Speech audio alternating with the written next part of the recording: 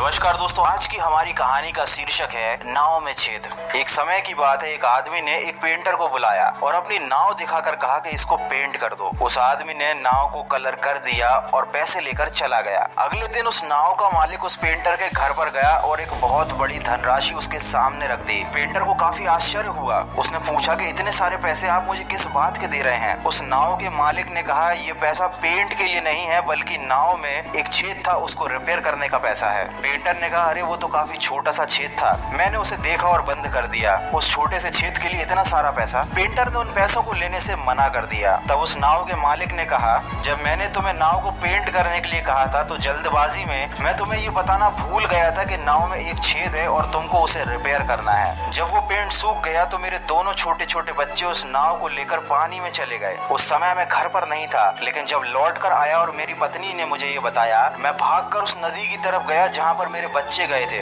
मुझे नदी में थोड़ी ही दूर पर अपने बच्चे दिखाई दिए। जब वो नदी के किनारे पर वापस आ गए तो मैंने नाव का छेद चेक किया जिसे तुमने भर दिया था। मेरे बिना बताए ही तुमने वो छोटा सा काम कर दिया और तुमने उस चीज के पैसे भी नहीं मांगे, लेकिन तुम्हारी इस छोटी सी भलाई ने मेरे दोनों बच्चों की जान बचा ली। अगर तुम्हारी जगह कोई और होता तो शायद वो ऐसा ना करता। ये जो मैं तुम्हें पैसे दे रहा हूँ, ये तुम्हारे किए गए महान कार्य के सामने कुछ भी नहीं है। दोस्तों, आप उस इंसान की स्थिति समझ सकते हैं जिसके दोनों बच्चों की जान खतरे में आ गई थी और उस पेंटर ने एक छोटे से छेद को भर के उन दो बच्चों की जान को बचाकर उस नाव के मालिक पर कितना बड़ा एहसान कर दिया था। दोस्तों, जिंदगी में अच्छे काम करने का जब भी मौका मिले हमेशा कर देना चाहिए, भले ही वो कार्य कितना ही छोटा क्यों ना हो, क्योंकि छोटे से छोटा काम भी किसी के लिए बड़ा अमूल्य हो सकता है। दोस्तों, ये कहानी मैंने इसलिए बताई क्योंकि लोगों की सोच काफी बदल चुकी है। जब तक उन्हें किसी कार्य का पैसा नहीं मिलता, उन्हें किसी काम को करने के फायदे नहीं बताए जाते, तब तक वो उस काम को करने के बारे में सोचते भी नहीं है। और ऐसी ही सोच मानव समाज के पतन की सबसे बड़ी जड़ है। किताबों में तो हमने खूब पढ़ा है कि अच्छे काम करने चाहिए, लेकिन जरा अपने जीवन पर नजर डालकर देखिए और सोचिए कि आप कितने अच्छे काम करते हैं। तो दोस्तों, आपको आज की ये कहानी कैसी लगी मुझे कमेंट करके जरूर बताना।